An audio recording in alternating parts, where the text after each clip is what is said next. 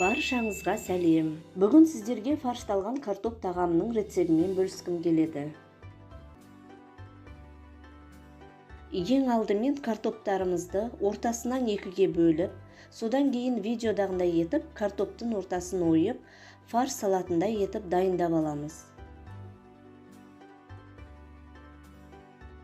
Пиязымызды майдалап кубиктеп турап аламыз. Ал картоптың ортасынан алған қиқымдарын тастамаймыз. Блендерден немесе ет тартқыштан өткізіп, майдалап аламыз. Енді картопымыздың ортасына салатын салмамызды дайындау үшін ыдысымызға фаршымызды, майдаланған картопымызды, пиязымызды, дәм беру үшін қара бұрышымызды, қызыл бұрышымызды, тұзымызды және бір жұмыртқамызды қосып, араластырып, қолымызбен мыжимыз. Салмамыз дайын болды. Картопымыздың ортасына видеодағындай етіп саламыз.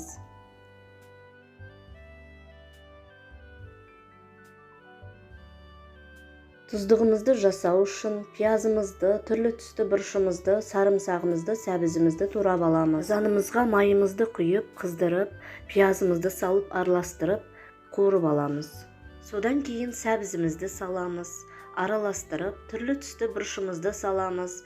Араластырып, 5-10 минуттай тағыда қуырып аламыз. Томат пастасын салып, тағыда кішкене қуырамыз. Содан соң үстіне суық суымызды құйып, қайнағаннан кейін дәміне қарай тұз саламыз.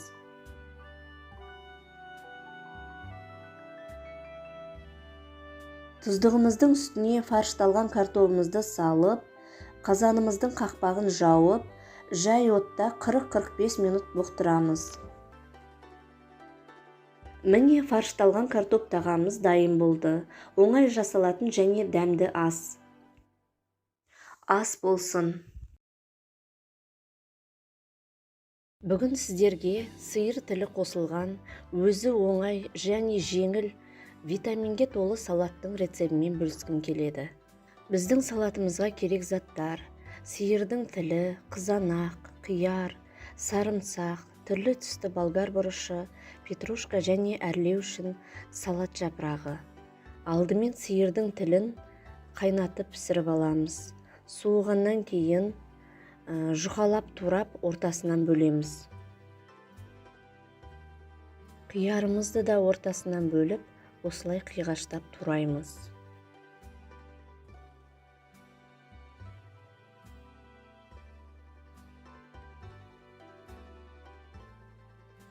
Түрлі түсті болгар бұрышын да видеодағындай етіп турап аламыз.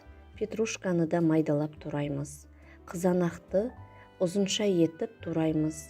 Бір тіс сарымсағымызды да үккіштен өткіземіз.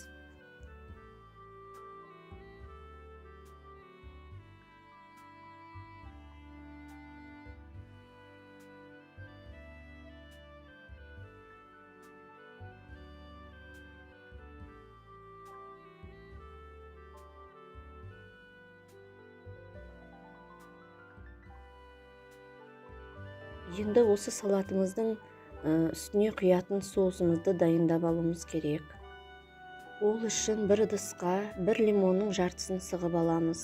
Үстіне шай қасық орегано, зәйтүн майын, горчица, бал қосамыз және кішкене тұз қосып, жақсылап араластырамыз.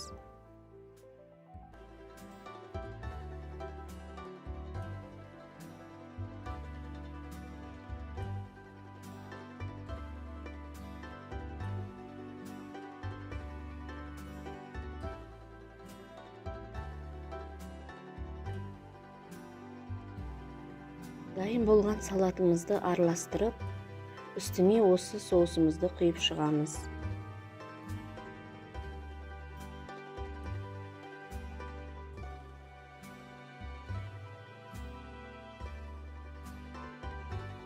Тарелкамызға салат жапырағын төсеп, үстіне салатымызды саламыз.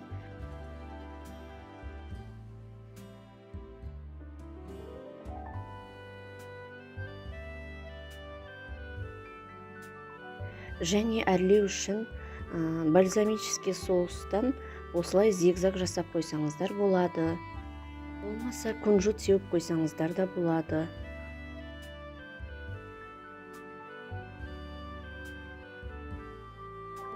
Сіздермен бүгін ірімшік қосылған ватрушканың видео рецептімен бөлісемін. Менің каналыма тіркеліп, лайк басып, комментарий жазуды ұмытпаңыздар. Ол үшін біз ыдысымызға жыл үстімізді құйып, үстіне қантымызды салып, венчикпен араластырамыз. Одан кейін қаймағымызды саламыз, сары майымызды қосып, тағы да араластырамыз.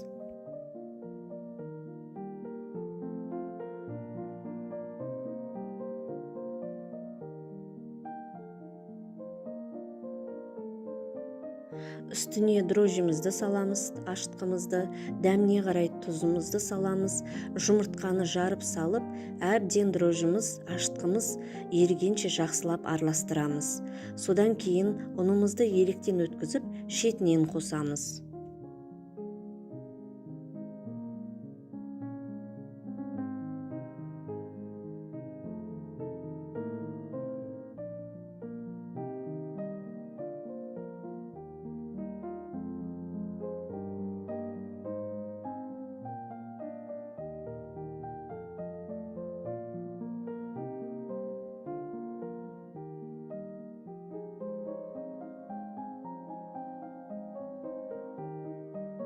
Массамыз қоюланғанша венчикпен араластырып, одан кейін ұн қосып, жұмсақ қылып қамыр илейміз.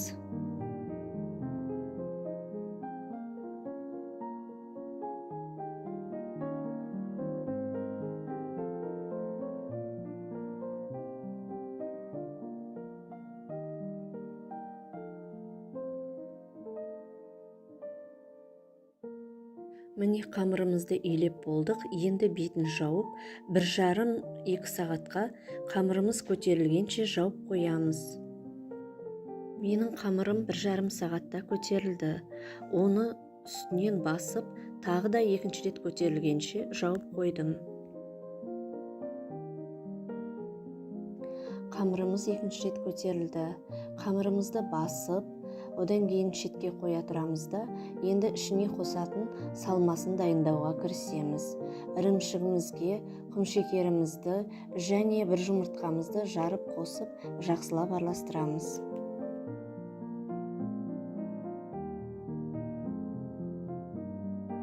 Енді қамырымызды бөлшектерге бөліп, домалатып формасын жасаймыз.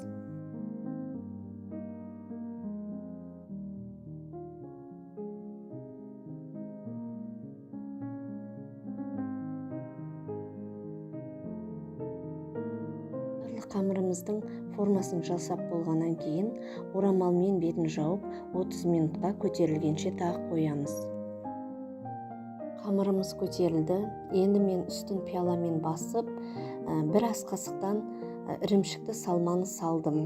Және оның үстін салманың үстін басып қойдым, шашырап кетпес үшін.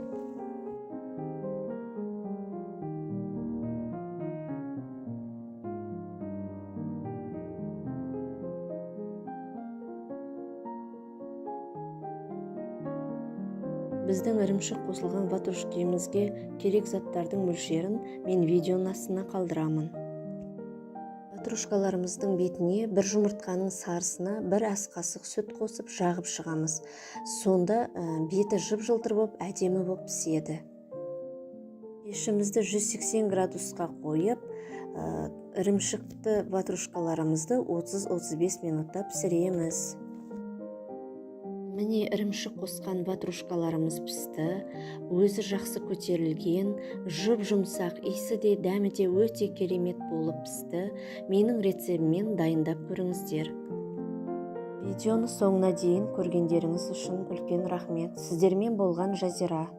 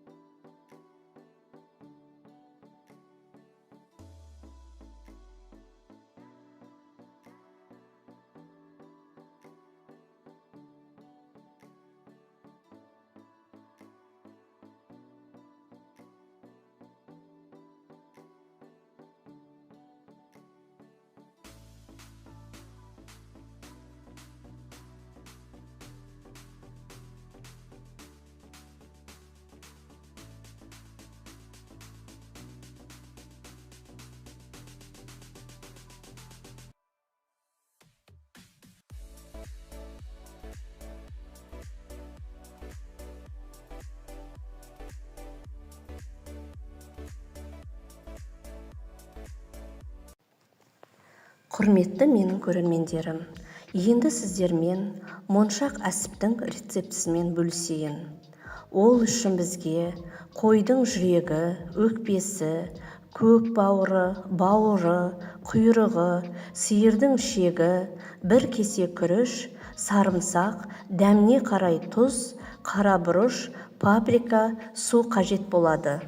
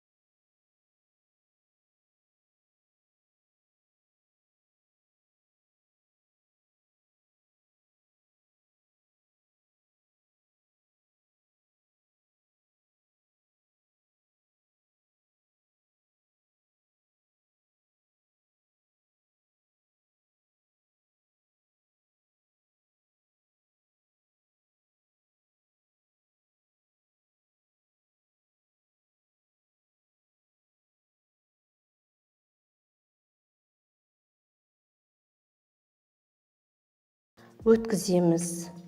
Және де сарымсағымызды жуып тазалап,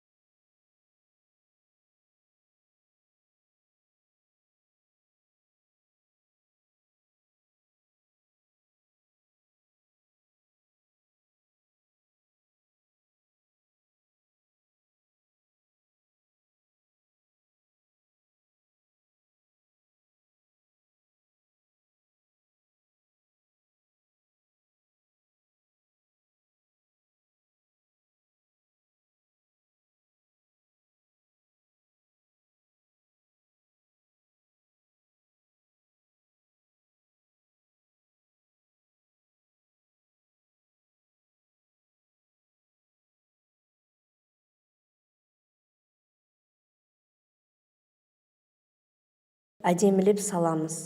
Егер дұрыстап өтпей жатса, қасықтың көмегімен итеріп салуға болады.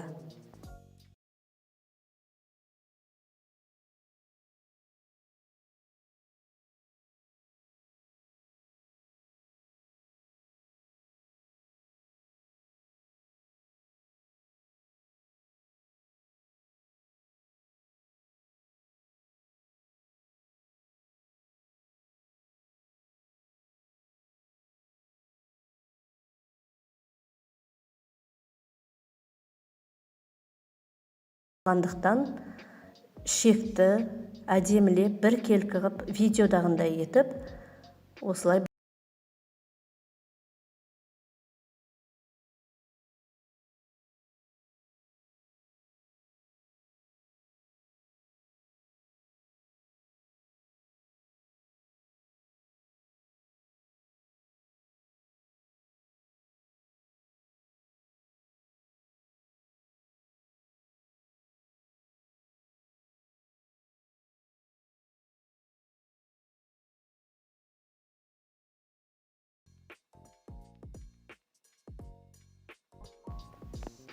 ішекті бір келкі қып әдемілеп байлап болғаннан кейін үлкен ыдысқа таза су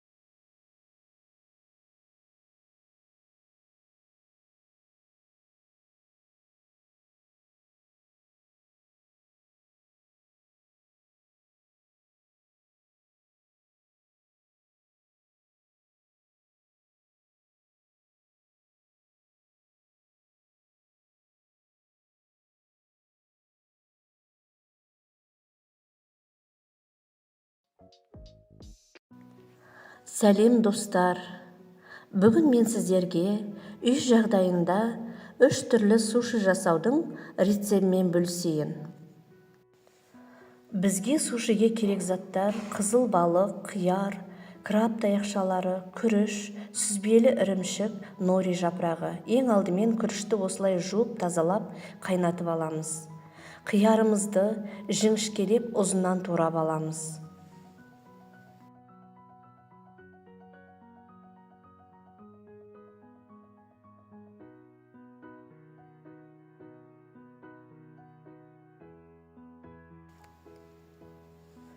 Краб таяқшаларында ұзыннан жіңішкелеп турап аламыз.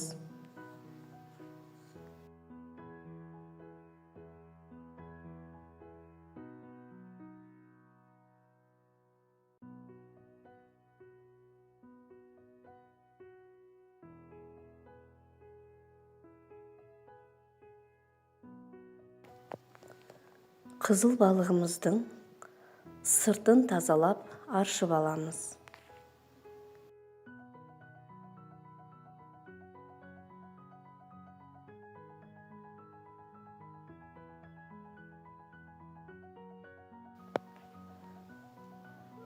Осы балықтың жартысын ұзынша қылып, жіңішкелеп турап аламыз.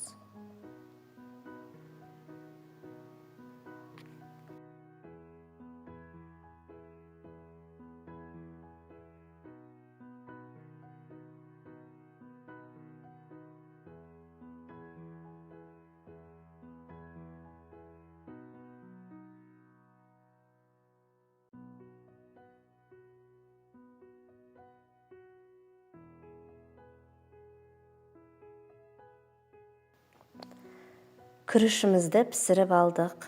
Краб таяқшаларын, қиярымызды және қызыл балығымызды ұзыншалап, әдемілеп турап алдық. Енді нори жапырағын алып, оның үстіне күрішімізді жақсылап бастырып, жайып шығамыз, біркелкі қылып.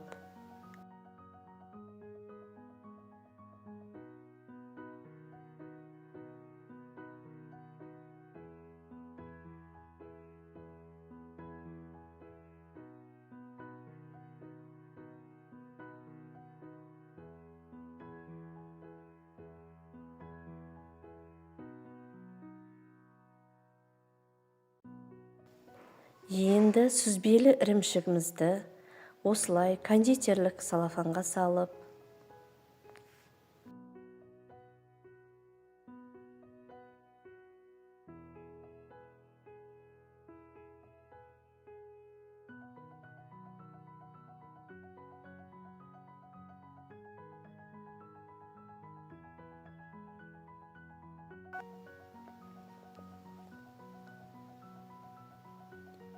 күрішіміздің үстіне қалыңдап жағып шығамыз.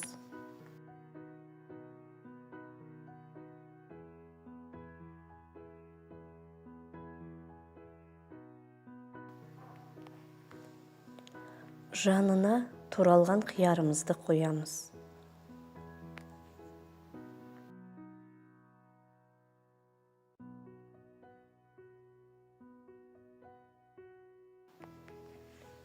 Оның үстіне қызыл балығымызды қойып шығамыз.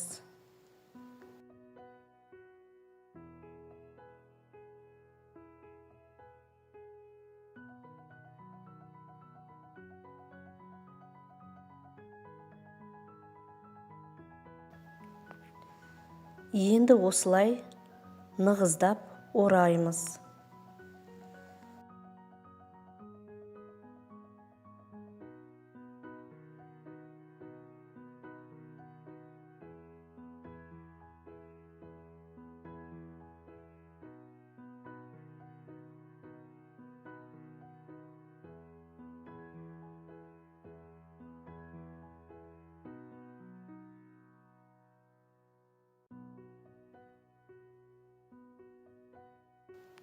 Сушиіміздің екінші түрінде нори жапырағын жайып, үстіне күрішімізді жайып шығамыз, бастырып, және сүзбелі ірімшігімізді қалың ғып жағып шығамыз.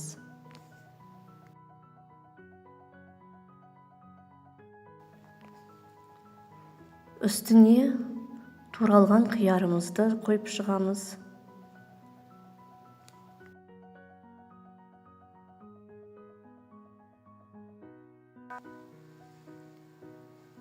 Және туралған краб таяқшаларын қойып шығамыз.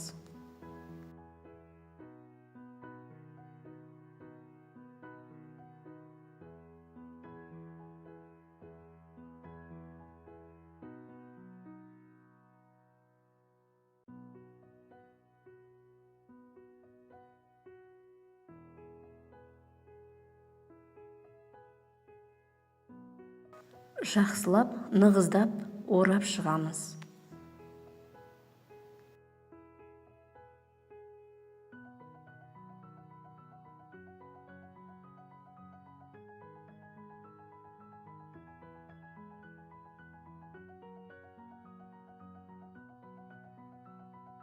Сушиіміздің үшінші түрінде норимызды төсеп, үстіне түгелдей күрішімізді жағып, бастырып шығамыз.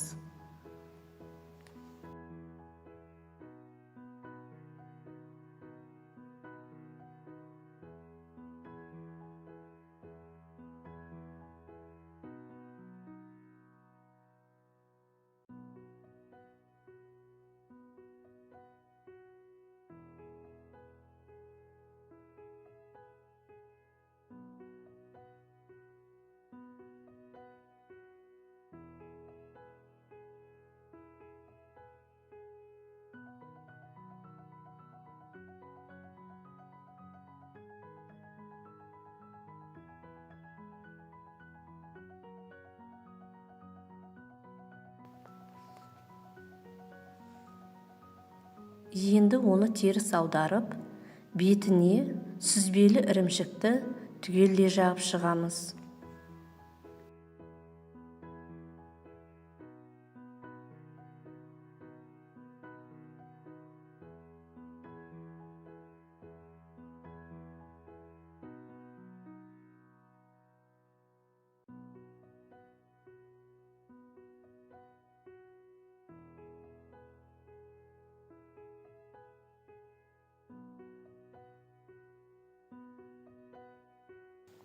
Қиярымызды қойып шығамыз.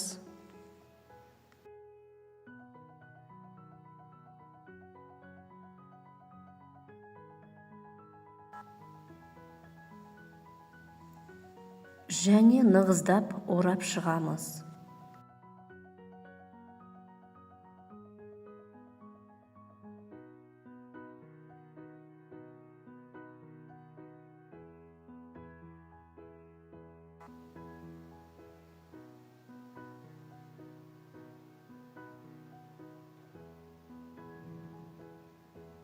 Және видеодағындай балықты үстіне осылай бастырып қоямыз.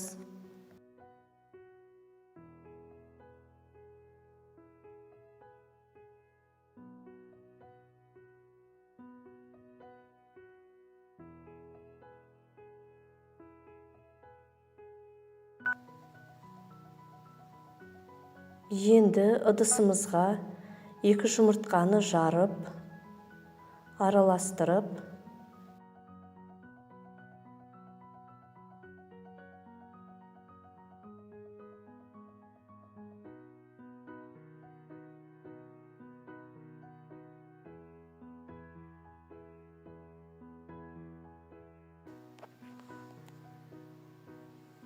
сушиімізді сол сұйықтыққа малып, болмаса үстіне жағамыз.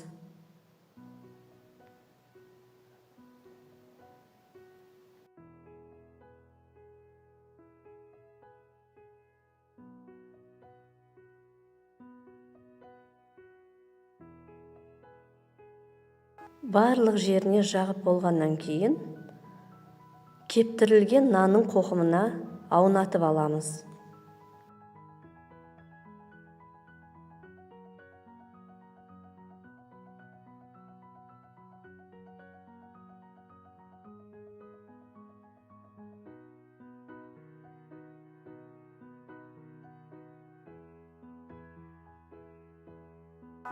Енді табамызға сүйікмай құйып, қыздырып,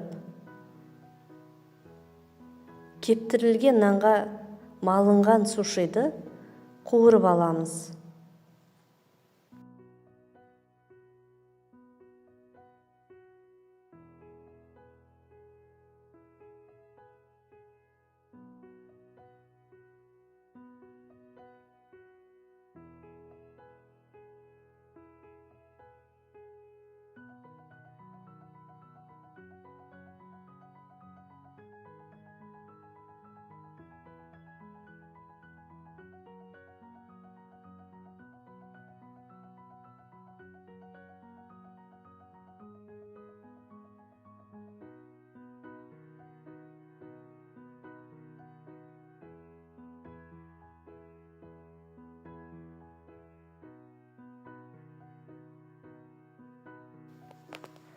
Міне достар, менің үй жағдайында дайындаған 3 түрлі сушиім дайын болды. Ас болсын.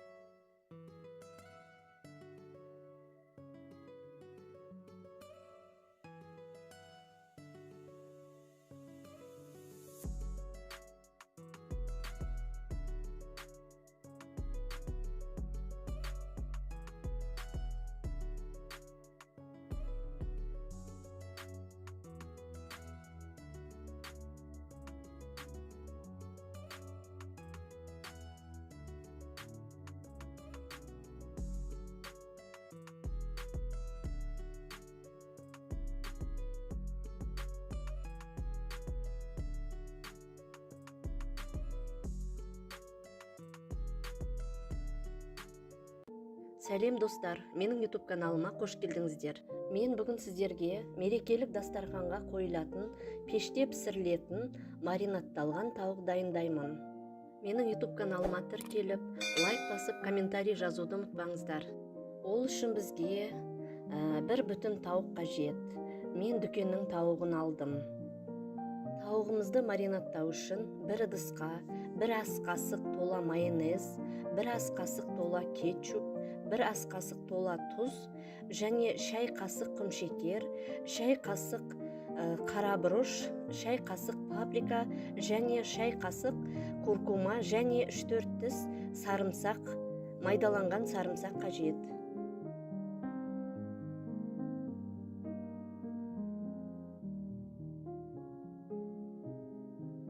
Осы заттарымызды араластырдық, тауығымызды алып, ішіне сыртына жақсылап тұрып маринадымызды жағамыз.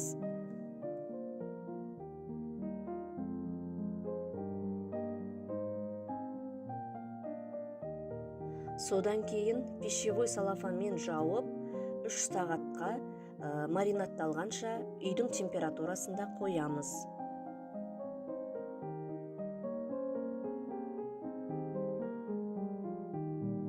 3 сағат өтті, енді пешімізді қыздырып, табағымызға пергамент қағазын төсеп, 180 градуста 1 сағат 10 минутқа тауығымызды пісіреміз.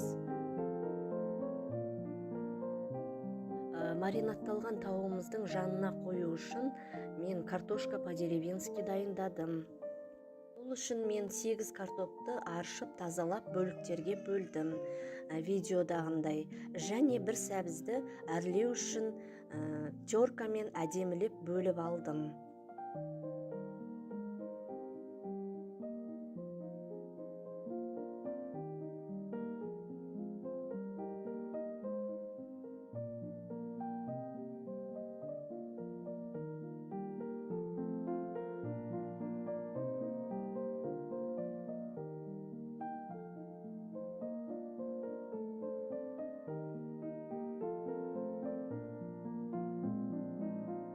Тауығымыздан қалған маринадымызға бір ас қасық сұйық май қосып, сол ыдысқа картопымызды да салып араластырып алдық. Және қалғанын сәбізімізге жағамыз.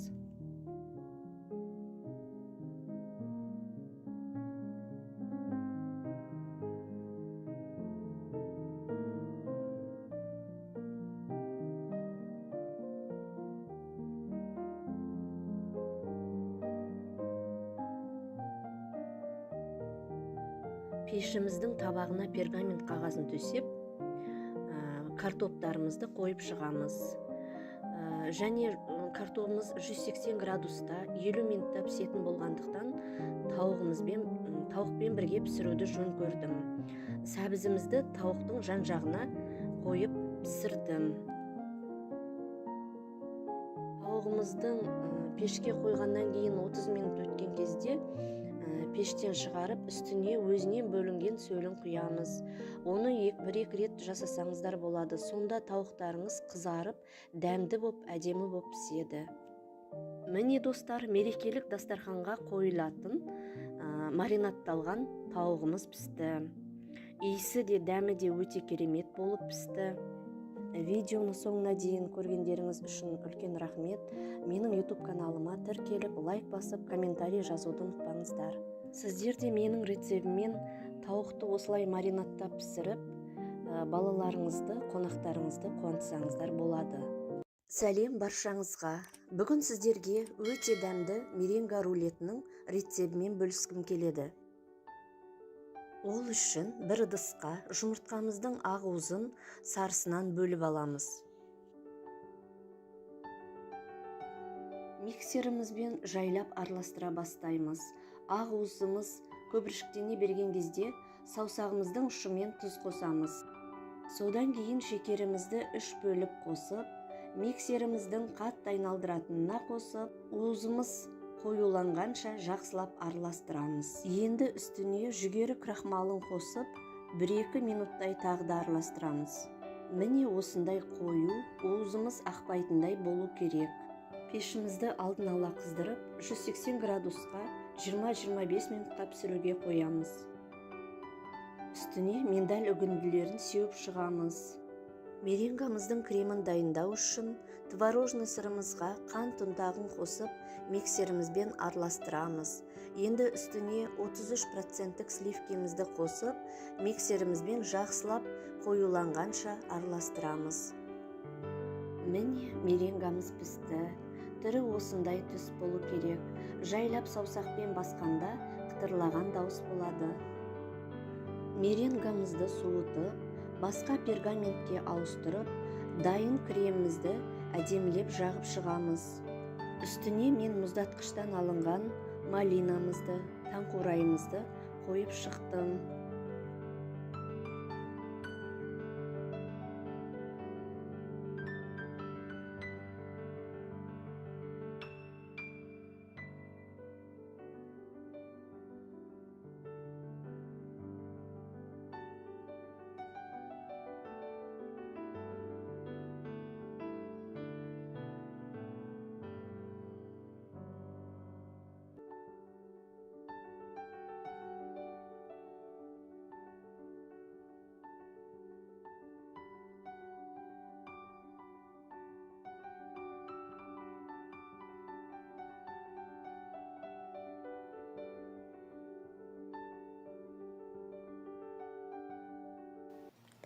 Құрметті менің достарым, көрермендерім, енді өзімнің рецебіммен жасап жүрген шоколадты блинный тортымның рецебімен сіздермен бөліскім келеді. Бұл тортқа керек заттарды сіздер видеодан көріп тұрсыздар.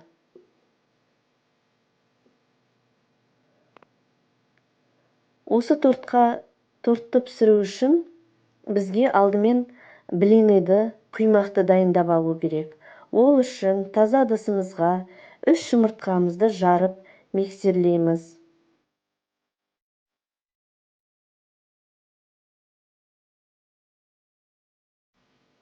Оның үстіне құмшекерімізді,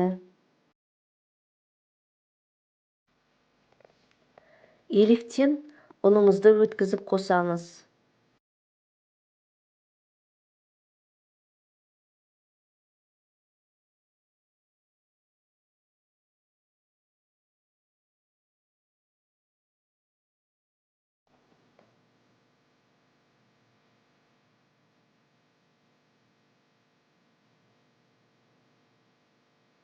Үстіне какаомызды қосып миксерлейміз.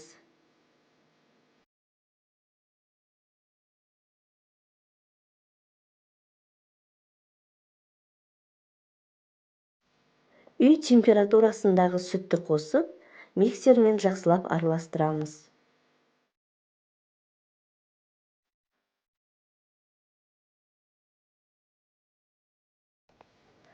Үстіне сұйық майымызды қосамыз.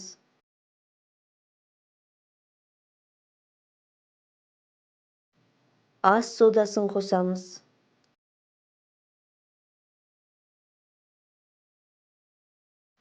Жақсылап миксермен тағы да араластырамыз.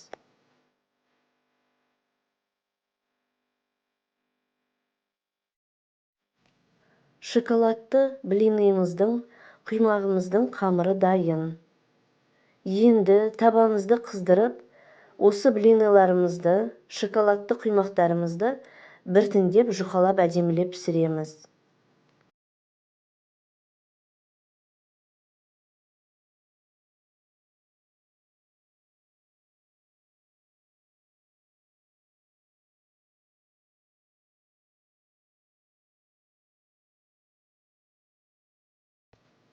Енді тортымыздың кремін дайындау үшін 33%-ық кілегейге қант ұнтағын қосып, жақсылап миксерлейміз.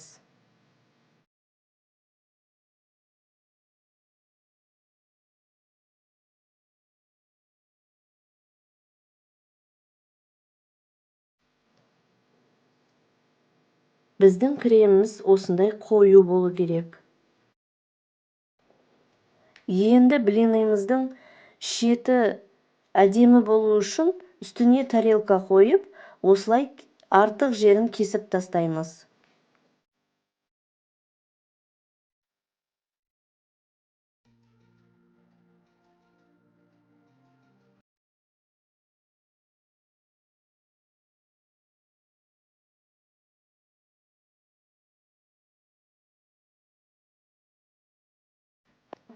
Мен шоколадты блины тортымыздың ортасына балаларымның жақсы көретін жемістері банан, киви, құлпынайды осылай жұқалап турап қосамын.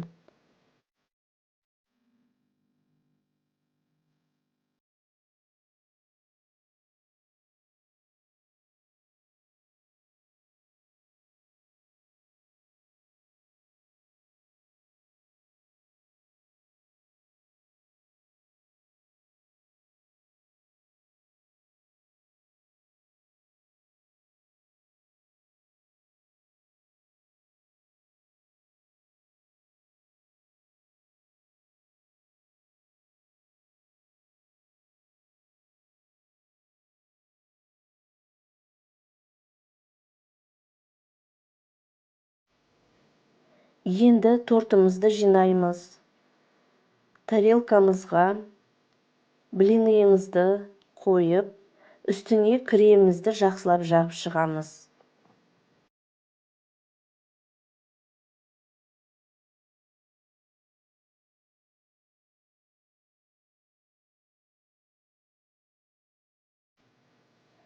Енді осы креміміздің үстіне жұқалап туралған бананымызды, құлпынайымызды, кивиімізді кезек-кезек қойып шығамыз.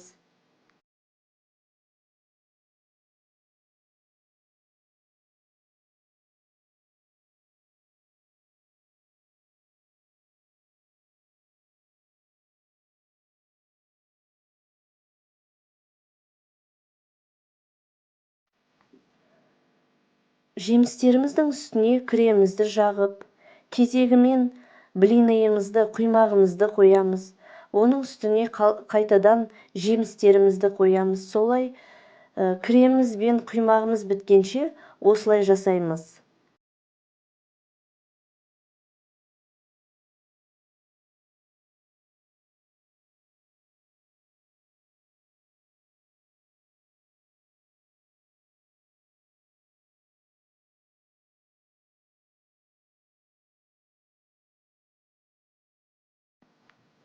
Тортымыздың қалған кремін толықтай жағып, үстін кивиімізбен, бананымызбен, құлпынайымызбен әдемілеп әрлейміз.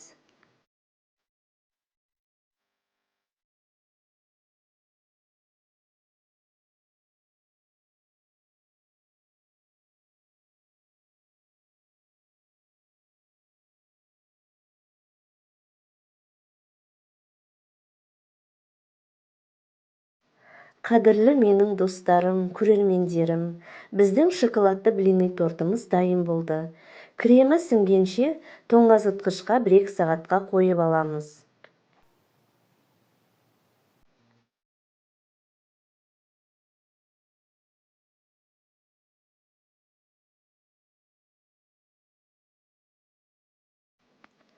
Достар, бұл торттың дәмі тіл үйіреді.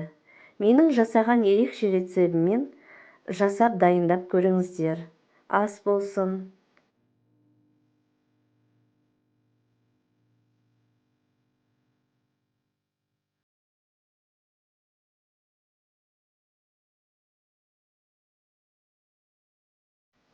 Қадірлі менің көрермендерім, достарым, сіздерге бүгінгі видеоларым ұнап жатса, лайк басып, комментарий жазуды ұмытпаңыздар. Баршаңызға үлкен рахмет. Сіздермен болған Жазира Сәбитқызы.